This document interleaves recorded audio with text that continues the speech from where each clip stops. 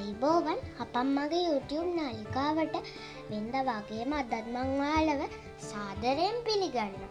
අද මං ඔයාලට අරන් ආවේ ගිරව ගැන රචනාවක්. අපි බලමු ඒ රචනාව මොකක්ද කියලා. ඒ තමයි මගේ සුරතලා ගිරවක කියන සිංහල රචනාව.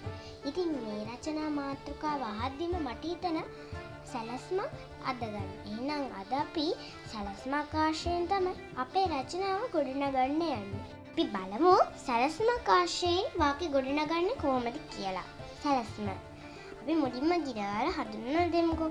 ඔයගොල්ලෝ දන්නවනේ රතු පාට වකුටු හටක් ගිරවට තියෙනවා කියලා. ඒ වගේම ගිරව කන්න කැමති මොනවද කියලා බලමු. ගිරව කන්න කැමති පළතුරුයි ධාන්‍ය වර්ගයි.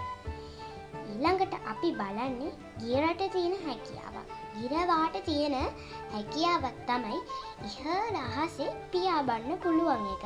තවත් හැකියාවක් කියනවා නම් ඒ තමයි පරිසරය අලංකාර කිරීම. මේ තමයි සැලැස්ම.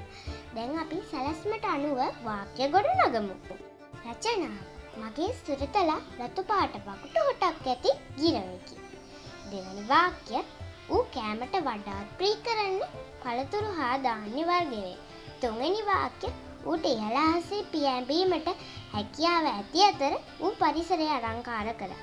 මේ තමයි අපේ රචනාව. මං හිතනවා ඔයාලට මේ වීඩියෝවෙන් ගොඩාක් දෙනම ලබා ගන්න ඇති කියලා. මෙවැනි වටිනා පාඩම් දිනපතා නරඹන්න නම් අපන් මගේ YouTube නාලිකාව subscribe කරන්න අමතක කරන්න එපා. ඒ වගේම රසසනි පාඩම් නරඹන්න ඊට හැන්නති පුංචි බෙල් අයිකන් එක ක්ලික් කරන්න. මේ වීඩියෝව ලයික් කරන්න අමතක කරන්න එපා. අද නම් මම ඕගොල්ලන්ගේ සමරන්නේ උතුරු ඕගොල්ලෝ හැමෝටම ආයුබෝවන්.